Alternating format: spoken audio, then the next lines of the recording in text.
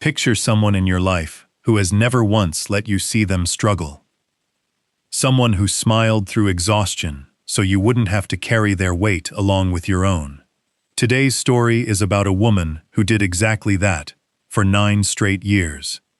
And the son who didn't understand what her silence had cost her until it was almost too late to say thank you.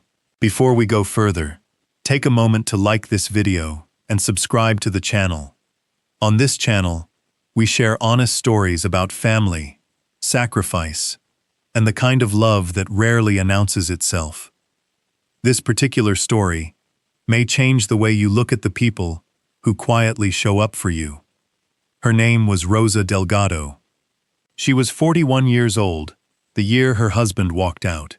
He didn't die. He wasn't taken from her in some tragic accident. People could grieve and understand. He simply packed a bag one Tuesday morning, told her he needed space, and never came back. Rosa didn't fall apart in front of her son that day.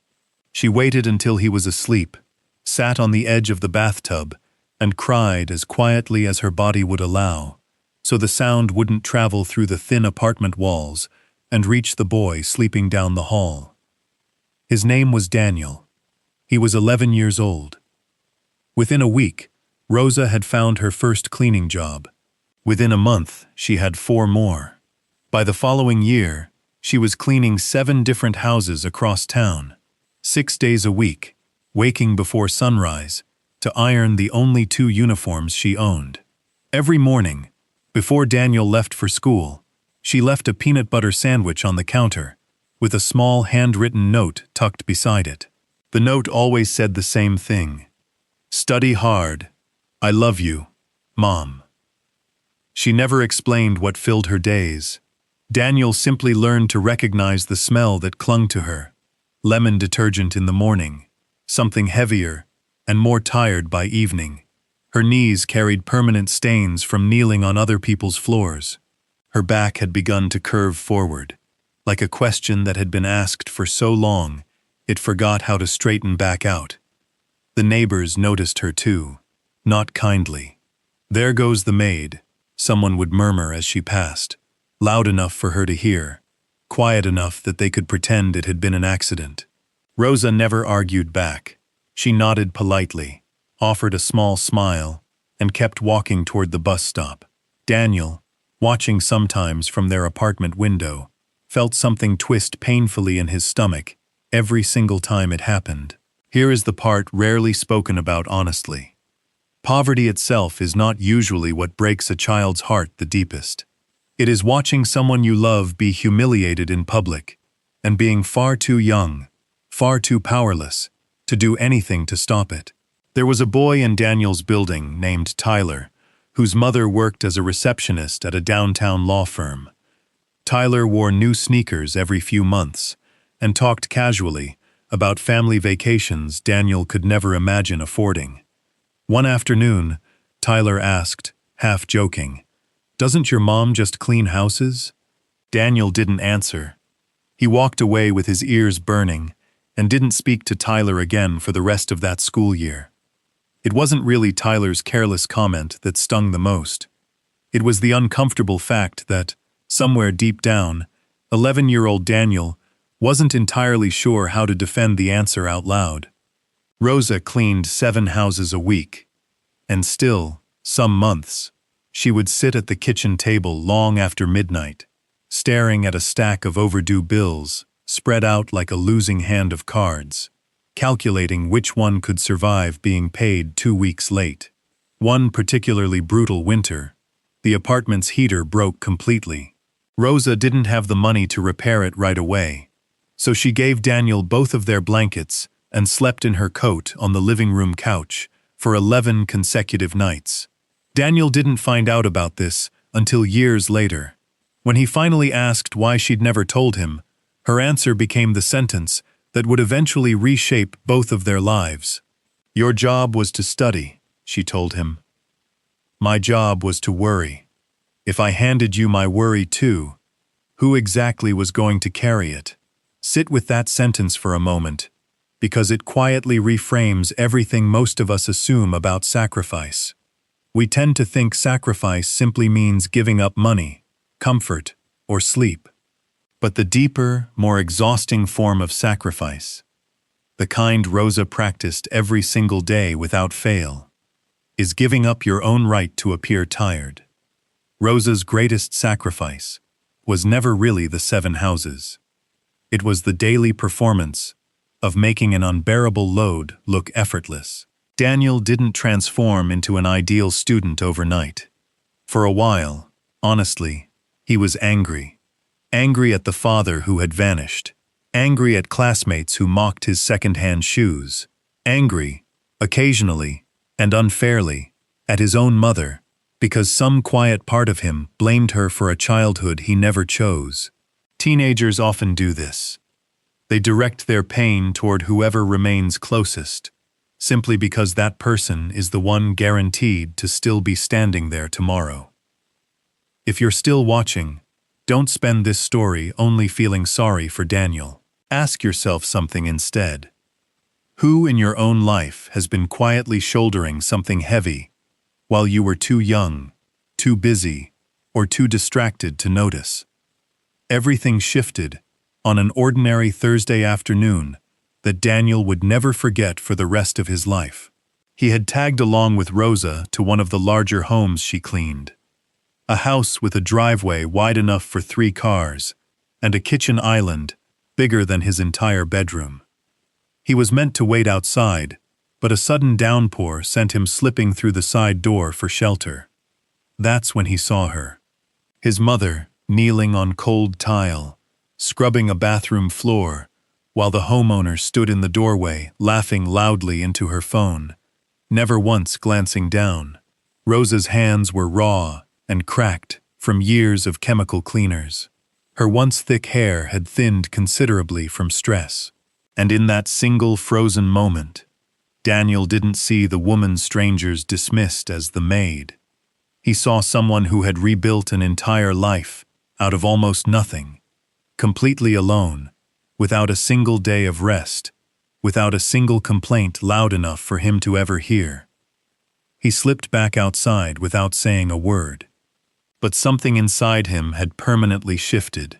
That night, he sat at their small kitchen table, the very same table where she left him sandwiches every morning, and wrote himself a promise on a torn scrap of paper. One day, she will never have to clean another house again. From that point forward, Daniel began to change, though never dramatically. Genuine change rarely arrives all at once, regardless of what movies tend to suggest. He stopped skipping his homework. He started lingering an extra hour in the school library, not because any teacher demanded it, but because he finally understood exactly what his mother's exhaustion was purchasing for him. A chance. Simply a chance. He picked up a part-time job stocking shelves at a nearby grocery store, not for sneakers or the latest video games, but to quietly cover his own school supplies, sparing Rosa from ever having to choose between his notebooks and their electricity bill. He devoured every free book the public library offered on subjects he barely understood at first: economics, computer science, basic business principles, underlining sentences with a pencil worn down to almost nothing. His grades climbed steadily. A C became a B eventually became an A. Teachers who had previously overlooked him began volunteering to write recommendation letters. When college applications came around, Daniel didn't settle for the school nearest home. He applied for competitive scholarships at 3 universities that genuinely terrified him, because Rosa had taught him, without ever saying it outright, that fear alone was never a good enough reason to stop trying. He was accepted into one of them, a full scholarship, engineering program. When he told Rosa the news, she didn't scream or leap for joy the way people often do in movies. She simply sat down slowly at that same worn kitchen table and covered her mouth with both hands.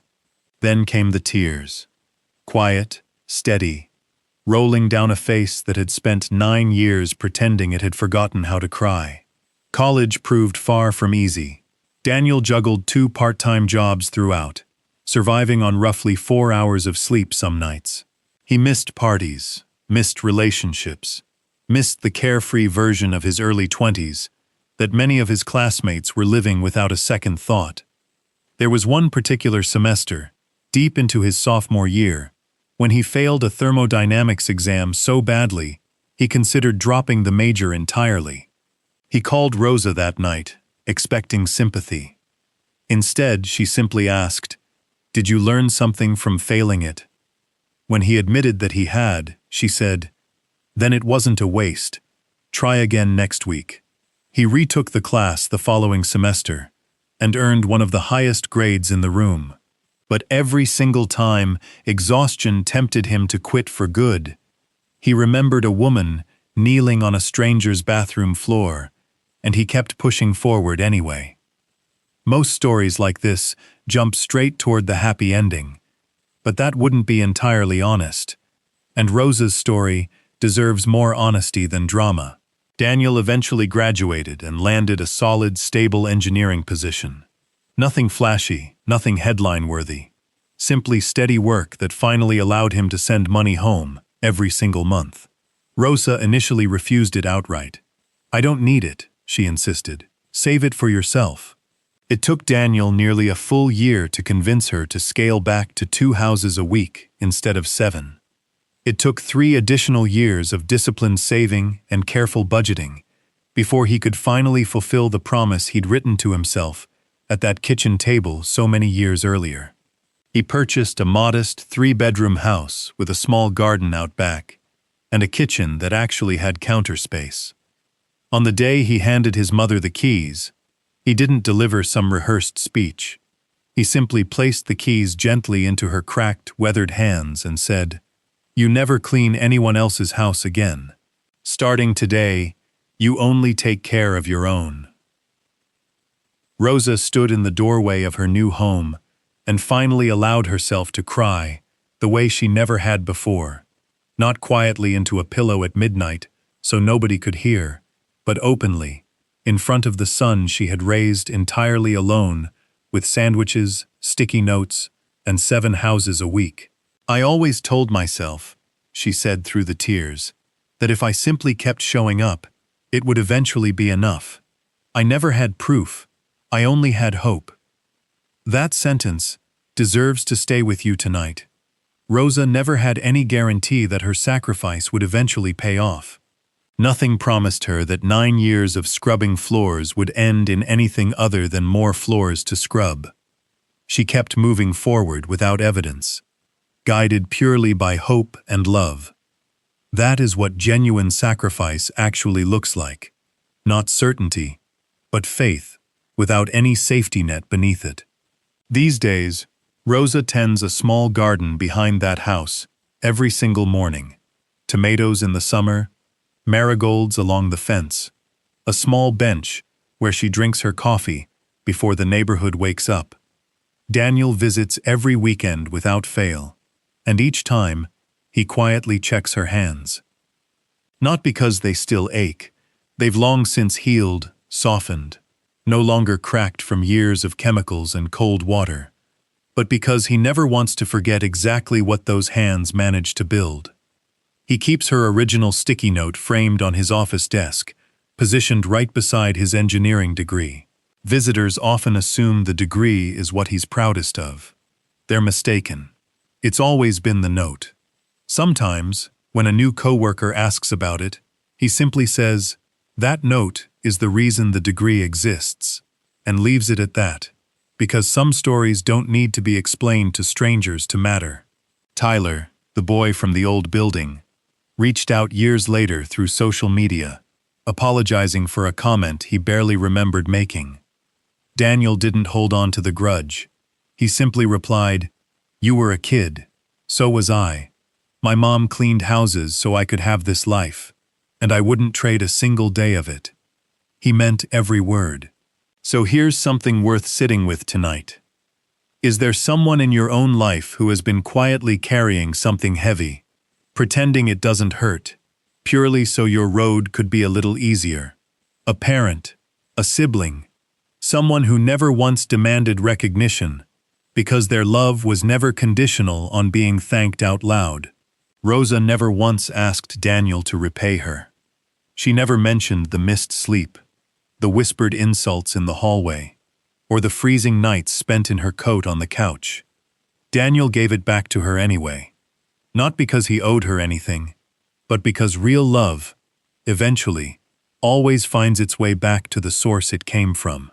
If this story moved you even slightly, please take a moment to like this video, subscribe to the channel, and share it with someone whose sacrifice has never once been spoken out loud.